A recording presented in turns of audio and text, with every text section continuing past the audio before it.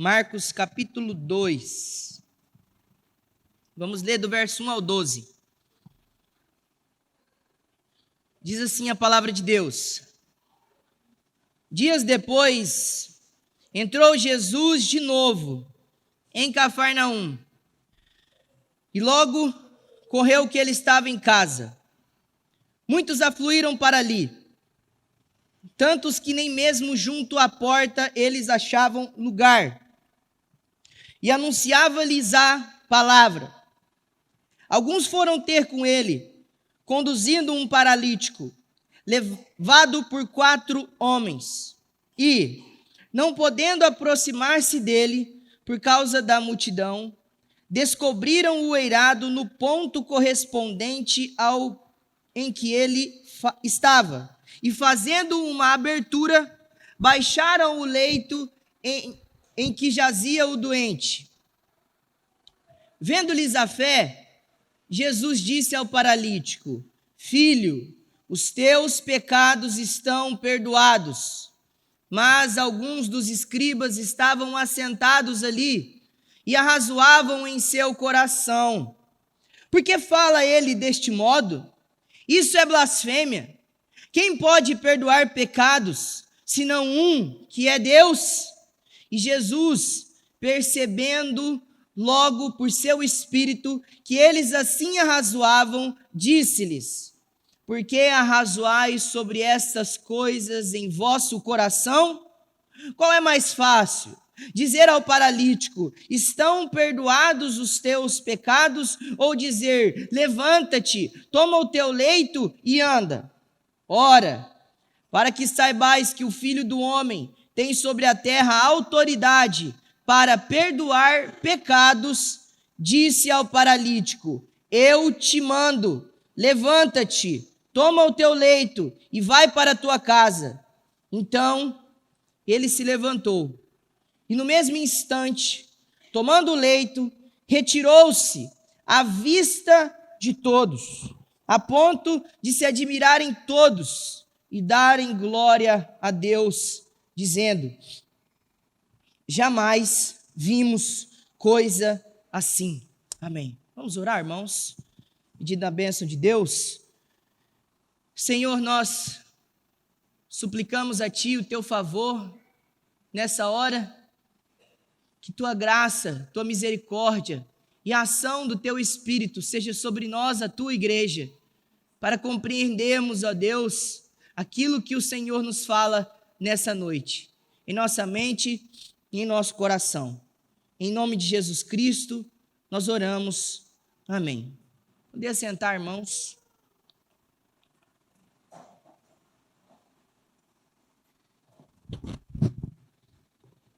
Irmãos, na sessão anterior, do verso 21 ao 45, nós notamos os milagres de Jesus, o ministério de Jesus de curas. E quando nós olhamos para essa sessão, nós vimos, até o verso 39, até o verso 38, o relato de 24 horas da vida de Jesus, onde ele realiza diversas curas, exorcismos, e por fim, ele se torna popular para as pessoas. E quando o verso 45 termina, antes de entrarmos no capítulo 2, nós percebemos que o verso 45 diz que Jesus não podia mais entrar nas casas, não podia mais entrar na cidade, porque ele estava muito famoso e as pessoas estavam atrás dele.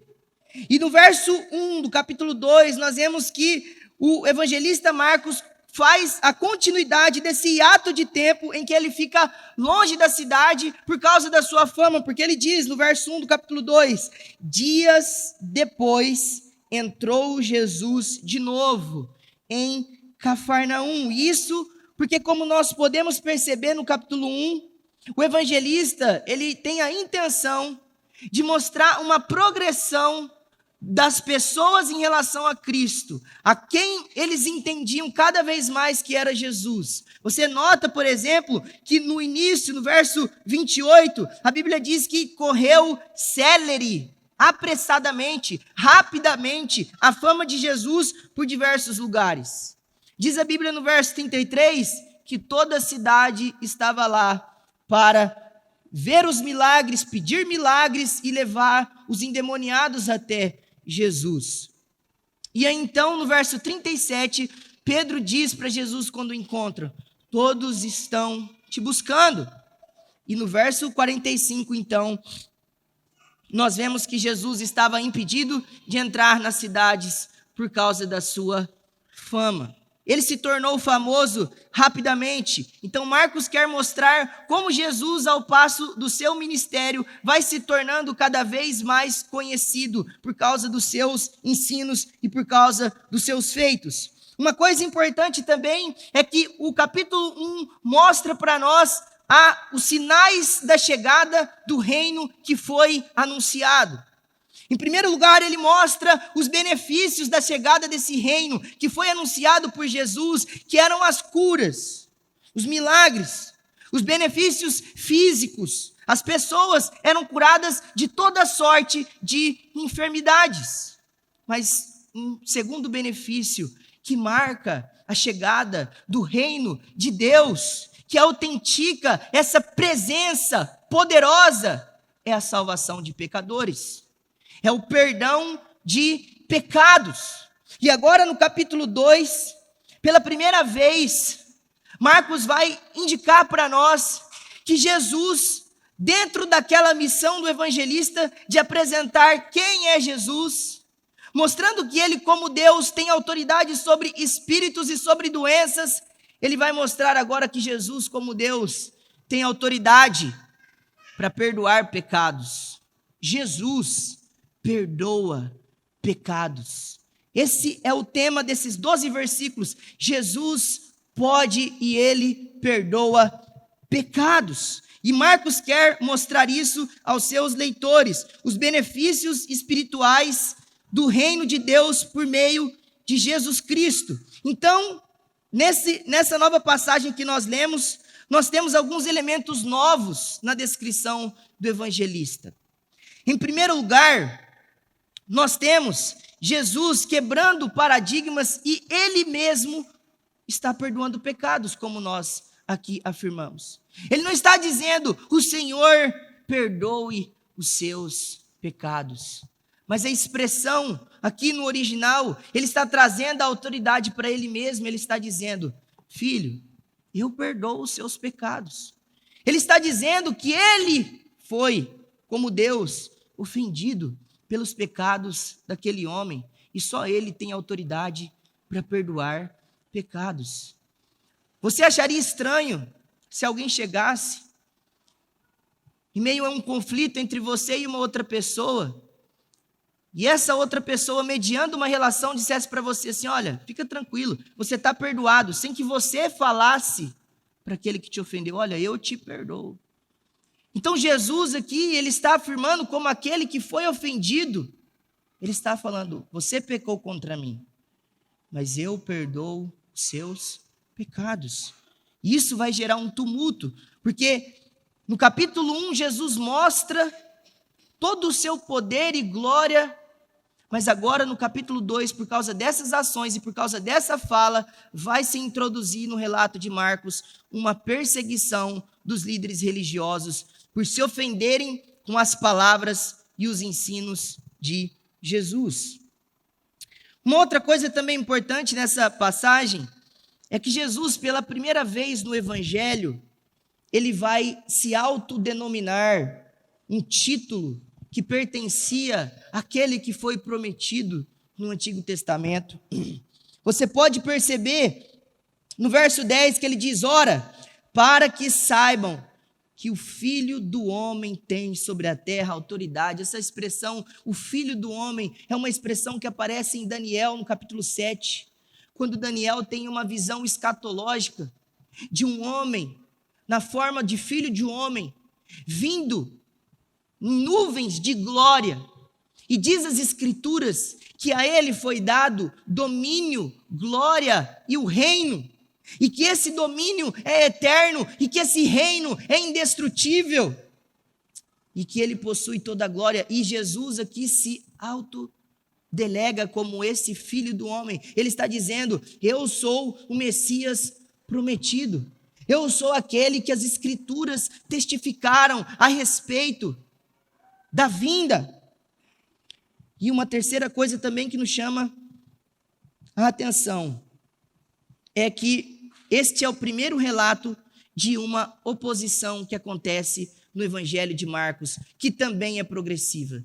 Se você olha no capítulo 1, nós marcamos aqui que a fama de Jesus crescia.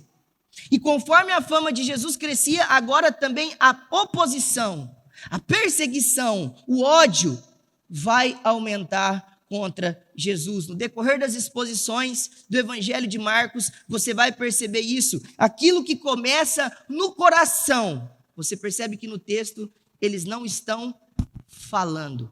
Eles não estão dizendo, você está blasfemando. Mas quando Jesus perdoa aquele homem dos seus pecados, diz a Bíblia que eles pensavam em seu coração.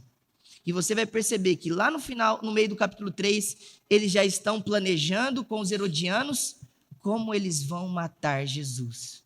Aquilo que começa no coração, mais tarde vai dando passos mais claros para um planejamento de morte. O ódio vai crescendo.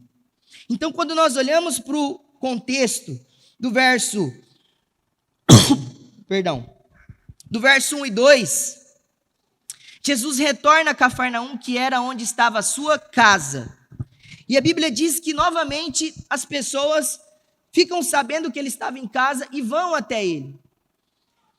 E diz o verso 2 que muitos afluíram para ali, que eram tantas as pessoas que estavam à porta da casa de Jesus, que as pessoas não achavam lugar para entrar e ouvir Jesus ensinar, porque diz o final do verso 2 que ele estava anunciando-lhes a palavra, como ele disse que ele tinha como missão anunciar o evangelho. Ele estava ali naquela casa pregando o evangelho para as pessoas. E aqui é uma coisa importante de nós lembrarmos. Haviam dois tipos de multidões que seguiam a Jesus Cristo. Você percebe no relato de Lucas, capítulo 5, que a Bíblia vai dizer para nós que, porém, o que se dizia a respeito é que cada vez mais se divulgava a sua fama e grandes multidões afluíam para o ouvirem e serem curadas das suas enfermidades. Muitos vinham atraídos por Jesus por causa do seu ensino. Diz a Bíblia que as pessoas ficavam maravilhadas, elas ficavam admiradas com o ensino de Jesus. Então tinham aquelas pessoas que estavam ali somente para observarem as suas palavras, mas também se admiravam com seus feitos. Mas nós temos aquelas pessoas que, como Pedro vai dizer no capítulo 1, no verso 37, buscavam Jesus por causa dos seus milagres. E então aqui, nesse primeiro momento, a multidão que estava ao redor da casa de Jesus não era o tipo de multidão que estava ali procurando milagres. Jesus não estava naquele momento curando doentes. Jesus não estava naquele momento expulsando demônios. Jesus estava na sua própria casa, provavelmente com um rolo das Escrituras abertas, lendo as Escrituras e ensinando esses homens a respeito da palavra de Deus, como um mestre, como diz as Escrituras, que tinha grande, muita e distinta autoridade daqueles outros mestres da lei do seu tempo. E é nesse ambiente de ensino, é nesse ambiente de pessoas que estão interessadas em ouvirem a palavra de Deus, que nós temos o relato da chegada desse homem. Então eu gostaria de observar com vocês algumas coisas. Em primeiro lugar, observar com vocês algumas coisas sobre esse paralítico que é citado no verso 3. Depois, sobre a ação daqueles que ajudam esse homem. Depois, sobre a resposta de Jesus. Depois, sobre a ação dos opositores, dos escribas, dos mestres da lei. E depois, a réplica de Jesus a eles, como o texto indica para nós.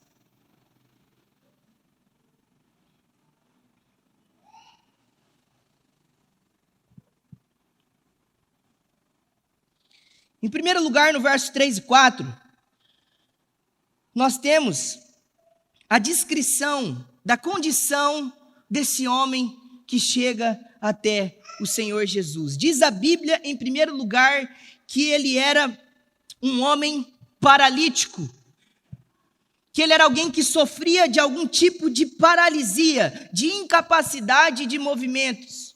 Nós não sabemos ao certo o nível dessa paralisia, embora os textos bíblicos, tanto de Marcos quanto de Mateus e Lucas, que também registram esta mesma história, dando nuances diferentes daquilo que foi visto nesse cenário de cura e de perdão de pecados, nós podemos identificar o porquê talvez esse homem estava paralisado e especular talvez. Conforme nós notamos nas Escrituras, a Bíblia não mostra para nós que o motivo foi por causa de nascença. Nós vemos, por exemplo, que quando alguém poderia ser doente de nascença, alguma coisa da sua nascença, a Escritura aponta para nós. Como, por exemplo, acontece em João 9, com um cego de nascença, um homem que nasceu cego. Mas quando nós olhamos para a vida desse homem, porque as Escrituras diz também em Lucas, que o Senhor Jesus se refere a ele como homem e não como um jovem, porque a Bíblia também muitas vezes faz essa diferenciação de idade. Esse homem provavelmente possuía mais de 30 anos de idade. Ele já era considerado na cultura judaica um adulto. Então nós não sabemos se o que aconteceu com esse homem no decorrer da sua vida foi um problema neurológico ou se ele teve algum tipo de acidente que deixou ele incapacitado para se movimentar. Mas nós podemos também perceber o nível da sua paralisia, porque diz Mateus em capítulo 9 que ele estava deitado, não sentado, mas que ele estava deitado e que ele não tinha condições de se levantar. Ele precisou ser carregado em um leito com 4 pessoas, um de cada lado da sua maca, do seu leito. Ele não conseguia mover nenhuma parte do seu corpo. E alguns até dizem que devido ao fato de ele não falar nenhuma palavra quando ele é colocado aos pés de Jesus, o tipo de problema que ele tinha era tão grande que ele não conseguia falar. Porque quando nós olhamos para os evangelhos, nós vemos que muitas vezes os homens que chegavam até Jesus, de diversas condições, eles falavam, eles clamavam, eles pediam: se quiser o Senhor pode me curar, filho de Davi, tem compaixão de mim. E vários textos diferentes, de condições diferentes, nós vemos as pessoas orando ao Senhor Jesus, pedindo para que o Senhor Jesus realizasse aquilo que eles necessitavam. Mas a Bíblia diz que há silêncio. A única coisa que as Escrituras dizem para nós é que Jesus viu a fé desses homens. Não relata nenhum tipo de diálogo da parte deles, nem dos homens que desceram esse homem pelo telhado. E então nós vemos que o nível de paralisia dele devia ser muito severo. A Bíblia também diz para nós, irmãos, sobre a condição desse homem, que ele estava muito doente, porque a palavra que nós vemos aí, no verso 4, que diz assim, que baixaram o leito em que jazia o doente. Essa expressão, jazia o doente, é a mesma palavra que o evangelista Marcos utiliza para falar da sogra de Pedro, no capítulo 1, no verso 30, que ela achava-se acamada. A tradução aqui é diferente, mas a palavra grega aqui é a mesma, mostrando que a doença dele, física, a paralisia que ele tinha era tão severa que ele não tinha condições de se levantar da sua cama. Mas mais do que isso, a Bíblia também indica para nós que a doença desse homem, a incapacidade, a maneira como ele estava prostrado, derrubado, era tão grande que ele necessitava de cuidados e de ajuda.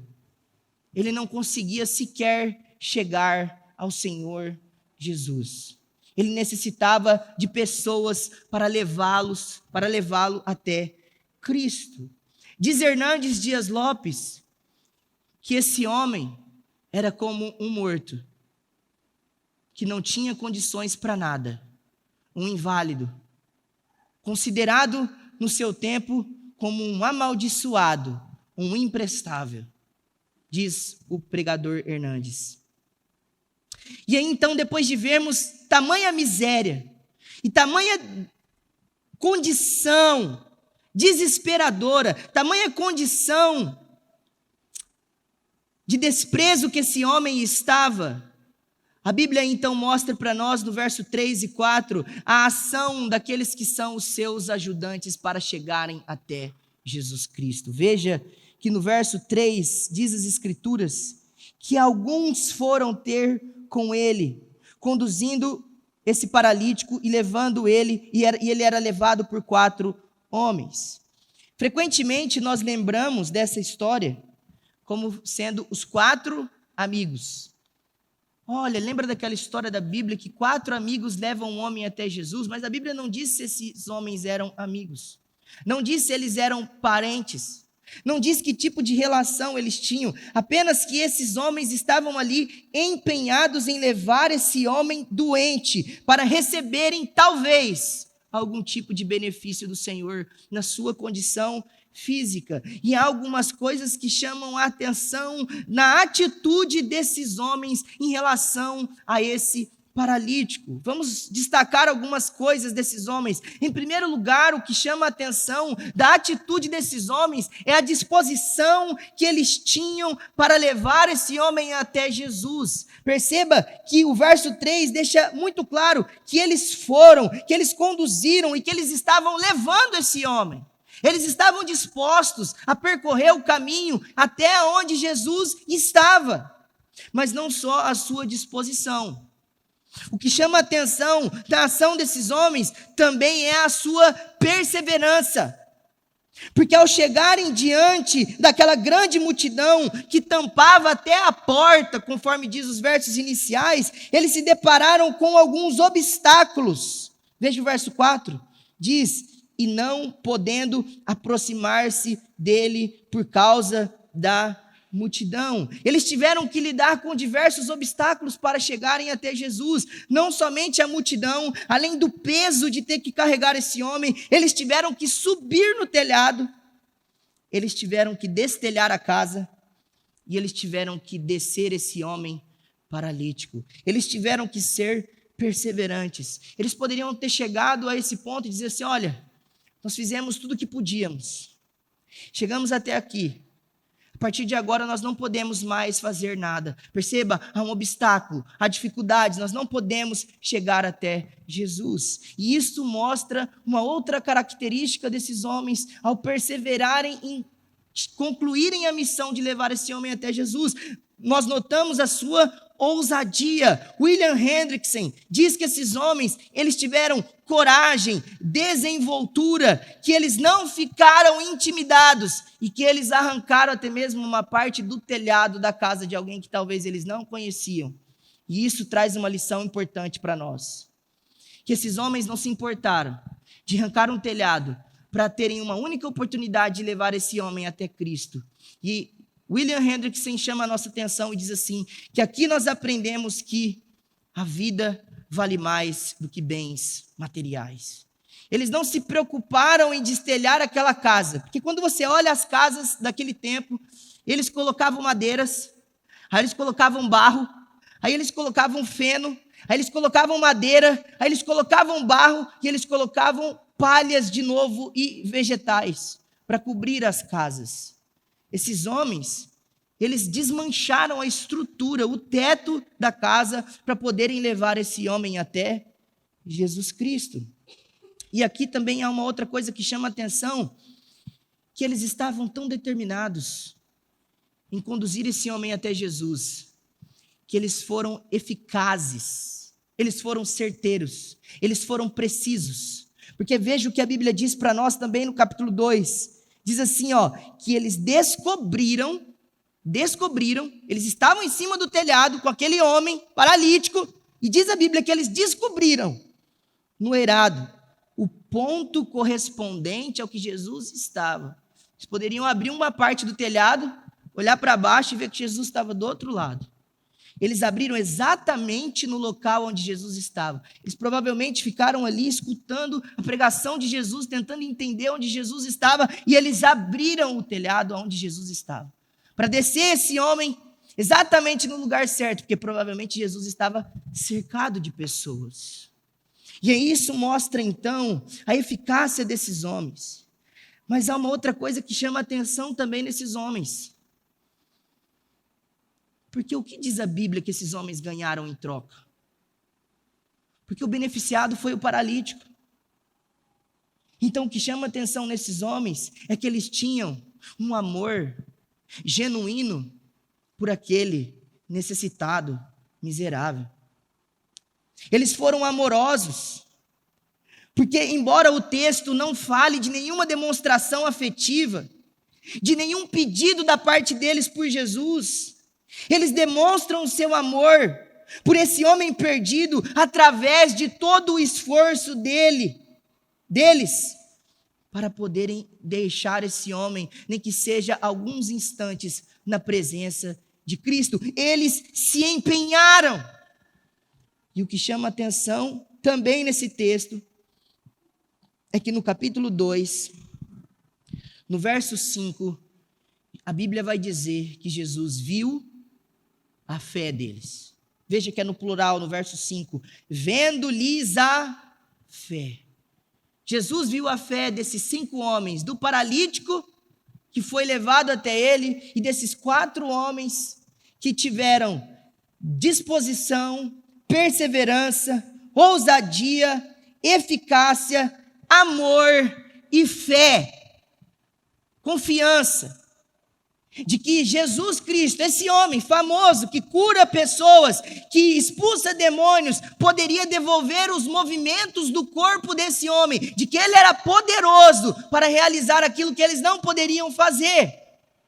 E então Jesus, ao ver a fé desses homens, ele se admira, ele vê a fé deles, e isso chama a atenção de Jesus, porque esses homens lutaram contra toda forma de desânimo, de preguiça, e de todo sentimento que poderia paralisar eles de não fazer o bem para esse homem que necessitava de ajuda.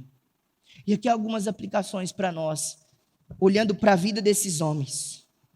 Em primeiro lugar, a gente percebe que esse homem, espiritualmente falando, da nossa condição espiritual, que nós vamos falar mais à frente, ele era como eu e você.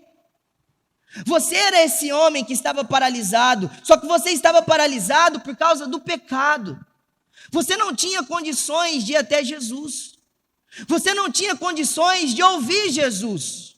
Você não tinha condições de reagir para ir até Cristo, porque diz as Escrituras, uma das analogias que a Escritura usa para falar da nossa condição espiritual é a condição de uma paralisia, mas não em nosso corpo, mas em nossa vontade, em nosso coração, em nossa vida. Na verdade, as Escrituras utilizam uma palavra muito mais severa do que paralisia. As Escrituras dizem que você estava morto nos seus delitos e pecados.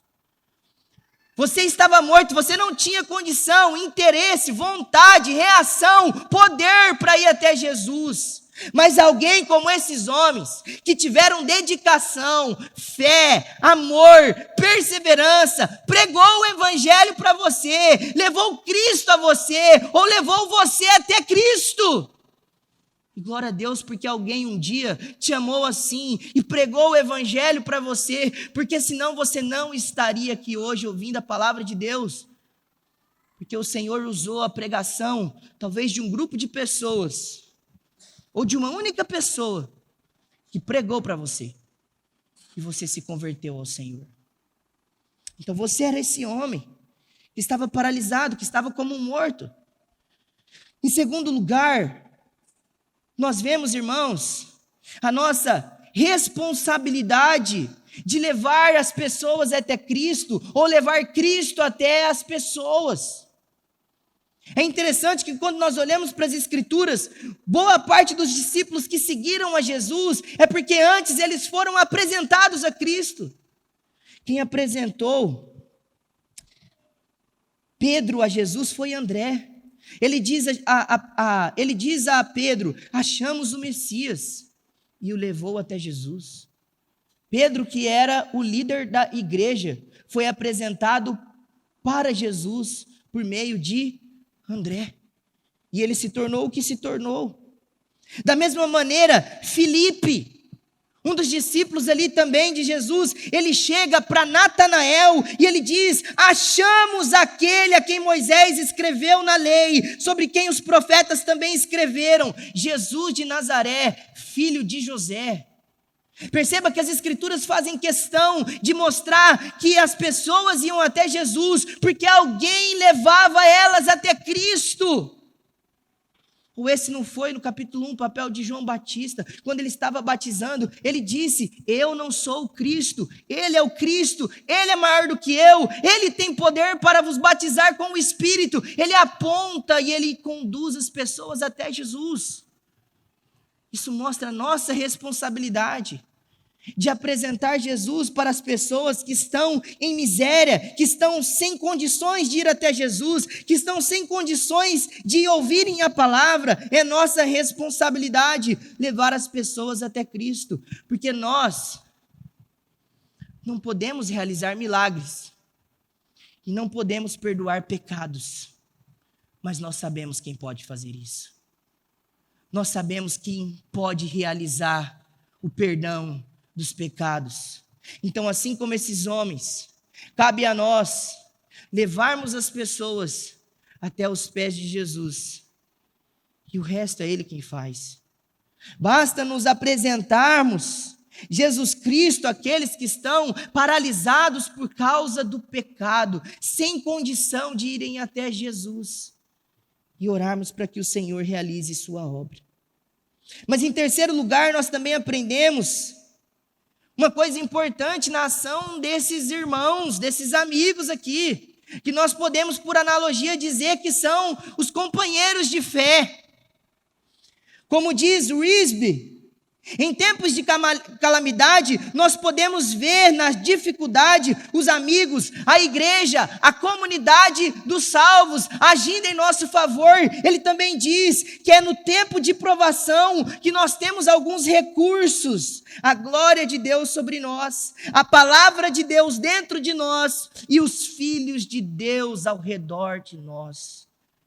É nos tempos de dificuldade que nós temos a igreja ao nosso lado, como foi também testemunhado aqui hoje. É nos tempos de dificuldade que a igreja aparece, e a igreja supre aqueles que necessitam, a igreja apoia, a igreja anda ao lado, como esses irmãos carregaram aquele homem que não tinha força, não tinha pernas para ir até o seu Senhor, e então esses homens levaram. A igreja deve cumprir como comunidade esse papel uns com os outros. E aí então, depois desses homens realizarem esse papel, no verso 4, no verso 5, a Bíblia diz que quando esse homem já estava na frente de Jesus Cristo, diante dele, ele viu a fé desses homens. Ele viu a fé desses homens. E o que chama a atenção é que Jesus, lembrem-se, ele estava com a multidão que queria ver milagres? Ele estava com a multidão que queria ver ensino. Diz Lucas 5, que lá nesse lugar estavam os mestres da lei, que estavam ali para ouvir o seu ensino. Eles estavam, como diz Marcos, os escribas, assentados, ouvindo Jesus falar. Então Jesus não estava realizando milagres. E o que chama a atenção então é que Jesus ele não fica nervoso. Ele não diz: coloca esse homem ali do lado, deixa eu continuar aqui a minha sessão de ensino. Mas diz as escrituras que muito provavelmente Jesus para o ensino, aquele momento de preleção para, e ele olha, e ele vê, e ele contempla a fé desses homens, por meio da sua ação, e porque conforme diz as escrituras, ele também conhece os pensamentos, como nós vamos ver aqui. E aí então, Jesus tem algumas reações que chamam a atenção, e olhando para Marcos, Mateus e Lucas, que escrevem a mesma coisa, mas se complementam, eu gostaria de destacar, não só a luz de Marcos, mas também de Mateus e Lucas, aquilo que Jesus faz. Diz as escrituras que Jesus, ao olhar para esse homem, diz em Mateus: tem bom ânimo. Imagina que você é um paralítico. Como nós falamos, no ápice da sua miséria, não fala, talvez só mexe os seus olhos. É movido em uma maca, que também indica a sua pobreza, a sua miséria, que é carregado por homens, que espera uma palavra de cura. Você chega diante de Jesus e ele diz: fique animado, tenha coragem, porque é isso que significa o verso. Aqui essa expressão, tem bom ânimo, pode ser anime-se, pode ser coragem. Jesus diz isso para ele. Tenha bom ânimo, fique animado. Imagine você, no momento de provação, alguém chega para você e diz: fique animado. Mas o que Jesus está dizendo para esse homem é uma palavra pastoral de encorajamento. Jesus está agindo como o grande pastor de almas que é, o nosso grande e sumo pastor. Ele está dizendo para esse homem: seja encorajado em sua dor, porque você chegou até mim. Tenha coragem, tenha ânimo. Mas diz também as Escrituras que Jesus, em tom amoroso, chama ele de filho. A palavra que Jesus utiliza aqui é a palavra teknon. Há duas palavras na Bíblia para se referir a um filho. A palavra huios e a palavra filho. A palavra huios significa um filho maduro, um homem já crescido. Mas a palavra teknos, ela é a ideia de um menino recém-nascido, uma pequena criança, um menininho, um bebezinho. Jesus chama ele de meu pequeno filho, minha pequena criança. Perceba o tom amoroso de Jesus com esse homem. Ele diz filho. E então, em seguida, ele diz: os teus pecados estão perdoados. Mas perceba que quando Jesus diz os teus pecados, ele lembra uma coisa desse homem. Ele lembra que esse homem, antes de ter uma miséria na sua condição física, antes de ter um problema em seu corpo, ele tem um problema muito maior, que é o seu pecado diante de Deus, que é a sua ofensa. O que é pecado?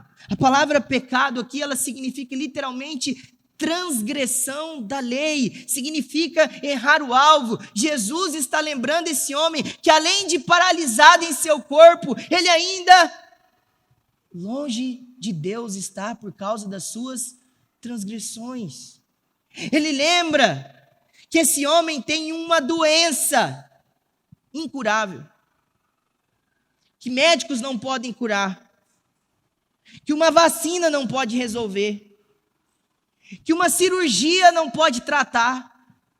Ele lembra do mal incurável do coração desse homem, porque como diz Jeremias 17, ele vai falar assim, o coração é mais enganoso que qualquer outra coisa, e a sua doença é incurável. Corrupto, desesperadamente corrupto. Quando Jesus diz os teus pecados, Jesus está lembrando que esse homem, assim como todos os homens sem ele, são pessoas doentes sem cura, que não há tratamento fora dele para o pecado. Ele está lembrando esses homens que eles estão sob uma condição em que eles não podem mudar por si só. Ele está dizendo para esse homem: você está longe de Deus, você quebrou os mandamentos de Deus, você perdeu a comunhão com Deus, e esse é o seu problema mais sério. Porque às vezes, e aqui já fica uma aplicação para nós, muitos de nós já viemos até Cristo na esperança de que Ele resolvesse o nosso problema financeiro, na esperança de que Ele resolvesse o problema do nosso casamento, na esperança de que Ele resolvesse um problema em nossa saúde. Mas aí então Jesus está lembrando que a missão principal dele não é mudar a sua situação financeira, não é em primeira mão mudar o seu casamento, Não é em primeira mão mudar a sua circunstância da saúde do seu corpo, mas as circunstâncias em que Jesus está mostrando aqui, a sua missão principal é tratar do grande mal, tratar da raiz dos problemas, tratar do seu pecado. Jesus pode não curar. E ele poderia não ter curado esse homem, mas ele cura esse homem. Ele faz a obra completa, mas ele poderia não ter curado, mas ele cura a sua principal enfermidade, que é os pecados desse homem. Quando ele diz para esse homem, os seus pecados estão perdoados. Se o pecado então é a transgressão, é a dívida impagável que nós temos diante de Deus, o perdão é o cancelamento dessa dívida. O perdão é quando Deus diz, conforme diz as Escrituras, que o escrito de dívida que Deus tinha contra nós foi encravado na cruz, ou como diz também nas Escrituras, os nossos pecados foram lançados no mar do esquecimento. Quando Jesus declara o seu perdão na vida desse homem, ele está dizendo, olha, eu sei que você tem um grande problema, e eu sei que você espere que eu cure você, mas eu quero lembrar você que a sua maior necessidade hoje não é ter esses outros problemas secundários resolvidos, mas é ter a sua relação com Deus resolvida. E essa é a sua maior necessidade também, essa é a minha maior necessidade, essa é a nossa maior necessidade, estarmos em comunhão com Deus, porque o pecado é a quebra da comunhão com o Senhor. E ele está dizendo para esse homem exatamente essas palavras, ele está falando, eu vou tratar do seu maior problema, e ele perdoa os pecados desse homem. Mas continuando no verso 6, no verso 7, nós vemos a resposta que Jesus recebe, não somente da multidão que estava ali, mas em primeira mão, dos escribas, no verso 6. Mas alguns escribas que estavam assentados ali, eles não gostaram das palavras de Jesus. E eles começam então a pensar, a cogitar em seu pensamento algumas coisas maldosas em relação a Jesus. Veja então as características dessa oposição. Em primeiro lugar, eles não falam, mas eles pensam. Eles começam a raciocinar em sua mente. Diz as Escrituras que eles pensavam no seu íntimo. Mas mais do que isso, eles pensavam coisa boa. Diz também em Mateus capítulo 9, verso 4, que o Senhor Jesus responde para eles assim, por que vocês cogitam o mal no vosso coração? Eles não somente pensavam, mas eles pensavam maldosamente contra o Senhor. Além de vermos essa natureza, a gente vê também o modo como eles pensavam. Diz as Escrituras que eles estavam arrazoando. O que significa isso? Significa que eles estavam ali travando pensamentos, travando ideias, comparando. A ideia de arrazoar é como se fosse um diálogo. Você lembra de Isaías capítulo 1, quando o Senhor diz ao povo, venha, arrazoemos sobre os vossos pecados, vamos conversar sobre os seus pecados. É como se eles estivessem na mente deles, criando uma situação onde eles estão dialogando ali com Jesus, ou dialogando com aquelas palavras, e o que indica que é que eles estão travando duas opiniões. É como se eles estivessem comparando a tradição, o ensino deles, com as palavras que Jesus Cristo estava falando. Mas aí, então, nós vemos uma outra coisa importante. O sentimento que esses homens tinham em relação a Jesus era um sentimento de desprezo. Porque diz as Escrituras, veja aí comigo no verso 6, no verso 7, que fala assim, por que fala ele deste modo? Quem pode perdoar pecados, senão um que é Deus? Quando ele diz assim, por que ele fala deste modo? Quem é que pode perdoar pecados, senão Deus? Quando ele fala porque ele, a palavra é, porque este homem, é uma palavra de desprezo, eles nem chamam Jesus pelo seu nome. Eles estão desprezando Jesus, eles estão tratando Jesus com desdém, com insignificância, mas mais do que isso, eles dão um veredito, eles fazem uma análise das palavras de Jesus. Porque em seguida diz a Bíblia que eles falam que aquilo que Jesus estava fazendo era uma blasfêmia, que significa alguém que tem uma característica de ímpio.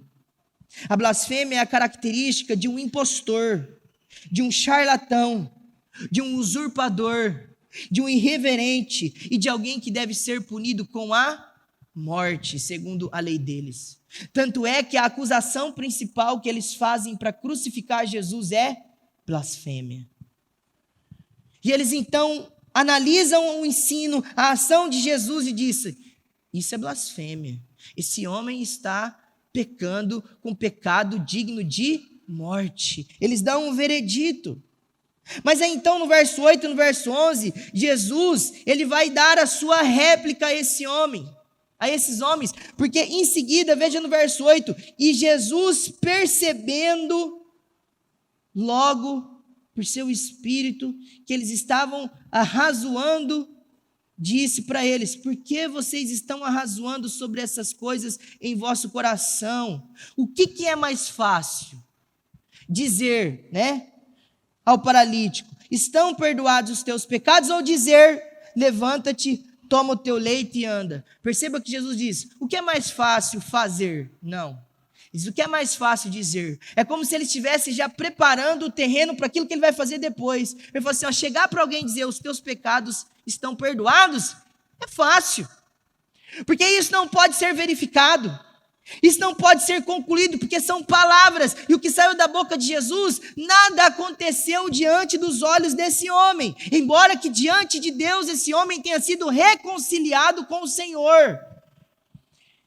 E então William Hendrickson também diz algo interessante. Ele diz: falar os teus pecados estão perdoados é fácil, porque nisto ninguém pode conferir. Todavia dizer: levanta-te e anda, isso prova a autoridade para perdoar pecados. Isso prova que ele era de fato alguém que tinha poder para perdoar pecados. E perceba que ele diz: o Filho do Homem não recebeu, ele diz: o Filho do Homem tem autoridade, pertence a ele, a missão é dele. E então, quando nós olhamos para a Escritura, nós vemos que Jesus manda esse homem se levantar. E ele se levanta diante de todas as pessoas e ele vai para a casa dele. E aqui então nós temos algumas evidências que Marcos quer mostrar que Jesus é de fato quem ele diz ser, e que Jesus é de fato aquele que já foi chamado nos versículos anteriores, que ele é o Filho de Deus, que ele é o Cristo, que ele é o Filho amado, que ele é o Santo de Deus, que ele é o Filho do homem, que ele é Deus encarnado. Perceba as evidências. Em primeiro lugar, Jesus prova que ele é Deus porque ele perdoa os pecados. Ele declara o perdão e esse homem recebe de fato o perdão. Mas mais do que isso, Jesus conhece o pensamento das pessoas. Isso é uma obra que só Deus pode fazer, porque como diz Hebreus capítulo 4, é Deus quem discerne, é Deus quem desvenda os pensamentos e as intenções do coração. E como também diz o salmista, é só Deus que sabe aquilo que está dentro de nós antes mesmo que a palavra saia da nossa boca. Jesus está ali autenticando que ele é Deus, ao revelar que ele sabia o que esses homens estavam pensando no seu coração. Jesus se autodenomina Filho do Homem. E Jesus, com autoridade perfeita, diz: levanta-te, eu te mando, levanta-te. E a Bíblia diz que imediatamente, instantaneamente, no mesmo momento, no mesmo instante, esse homem se levanta e ele vai dando glória a Deus, conforme o relato de Lucas. Diz as Escrituras que a reação das pessoas foram diversas. Olha no verso 12 comigo. O verso 12 diz: então, depois que Jesus manda esse homem se levantar e voltar para sua casa, esse homem que chegou sendo carregado, volta andando. Esse homem que chegou em uma maca, volta segurando essa maca. Esse homem que chegou mudo, Diz as Escrituras em Lucas que ele saiu glorificando em alta voz ao Senhor. E então, mediante isso, diz o verso 12, que ele se levantou no mesmo instante, tomou o leito, retirou-se diante de todo mundo, à vista de todos. E aí então algumas coisas aconteceram no meio dessas pessoas. Diz as Escrituras que eles ficaram admirados. Diz Mateus que aquilo encheu as pessoas de temor. Diz Lucas que a multidão disse: hoje vimos prodígios, hoje vimos sinais, hoje vimos Deus atuar entre os homens. E então também diz que muitos ali disseram, no capítulo 2 de Marcos, jamais vimos coisa assim. Eles declaram nunca ter visto uma ação como essa. E por último, diz o verso 12, que eles glorificaram a Deus, que eles deram glória a Deus por essa ação de Jesus Cristo. Algumas aplicações finais para nós. Em primeiro lugar, irmãos, esse texto, juntamente com tudo aquilo que nós já vimos no Evangelho de Marcos, nós aprendemos uma doutrina importante, histórica, essencial, que caracteriza a nossa fé como cristãos, que é a doutrina da pessoa de Jesus Cristo, que foi travada no primeiro século, diversos embates sobre quem é Jesus, se ele é metade homem, metade Deus, se ele é completamente homem ou completamente Deus, se ele é mais Deus do que homem, ou se ele é mais homem do que Deus, mas a Bíblia mostra para nós até esse ponto e por toda a Escritura, que Jesus ele é homem, porque ele foi tentado no deserto, porque uma localidade foi reconhecida nesse texto, dizendo que ele era de Nazaré, tocou ele, as pessoas, corporalmente, diz a Bíblia que ele tocou as pessoas, ele tocou no verso 31 a sogra de Pedro, ele tocou no verso 41 do capítulo 1, um leproso, diz que ele tinha sentimentos, porque ele se compadece, ele tem compaixão das pessoas, ele sentia coisas em seu coração, ele se entristecia, ele tinha uma casa. O verso 1 do capítulo 2 diz que ele estava em sua casa. Isso evidencia que ele era um homem, completamente homem. Mas em segundo lugar, nós vemos e percebemos claramente que Jesus Cristo é Deus, completamente Deus, que possui todo o poder, toda a glória, como Deus o Pai e como o Espírito Santo. Porque perceba, olhando para até esse momento, ele recebeu o testemunho de João Batista, dizendo que ele era maior do que ele tinha poder para dar o Espírito. Ele recebeu o testemunho de Deus o Pai, ao chamá-lo de meu filho amado. Ele recebeu o testemunho dos demônios, ao dizerem que ele era o Santo de Deus, que veio, que foi enviado para trazer juízo sobre eles. Os demônios testificavam isso em alta voz e publicamente. Ele demonstrou ter poder divino para curar todas as enfermidades, de todos os tipos, como essa paralisia. E mais, ele agora provou que pode perdoar pecados. E só Deus, conforme os escribas disseram, pode perdoar pecados. A conclusão dos escribas estava certa. Somente um pode perdoar pecados, e é Deus. E se Jesus perdoa pecados, então ele é Deus. Então nós afirmamos essa doutrina importante, a Bíblia está aqui somente nesses 2 primeiros capítulos de Marcos, nós nem avançamos, paramos aqui no verso 12, mostrando para nós todas essas evidências de que Jesus é completamente homem e completamente Deus. Em segundo lugar, irmãos, nós aprendemos como os sofrimentos, como as dificuldades, como as aflições, como as lutas, as enfermidades, as doenças, as calamidades têm um poder de nos aproximarmos e de nos levarmos até o Senhor Jesus. Como foi testemunhado aqui, no tempo difícil que vivemos, Deus aproximou a igreja dele. Deus fez com que o seu povo orasse. Deus fez com que o seu povo buscasse Ele. O sofrimento desses homens, desse homem, desse paralítico, foi a causa que ele foi levado até o Senhor Jesus. Talvez, se ele não tivesse sofrido esse tipo de acidente, ou seja lá o que causou a paralisia desse homem, seja lá o que foi que colocou ele numa cama, incapaz de fazer qualquer coisa, quem sabe esse homem nunca teria ido até Jesus, porque esse homem não foi até Jesus para receber perdão dos seus pecados, esse homem foi até Jesus para ser curado, e Deus fez infinitamente mais daquilo que ele pediu ou pensava, conforme diz Efésios capítulo 3. Deus faz muito mais do que pedimos. Nós queremos algo de Deus, Deus faz muito mais daquilo que Ele deseja fazer pelo seu poder que opera no seu povo. Os sofrimentos, então, têm esse poder e esse resultado de nos levarmos a desfrutar de uma relação mais íntima com o Senhor. E em último lugar, irmãos, diz as Escrituras, em Hebreus capítulo 4, verso 16,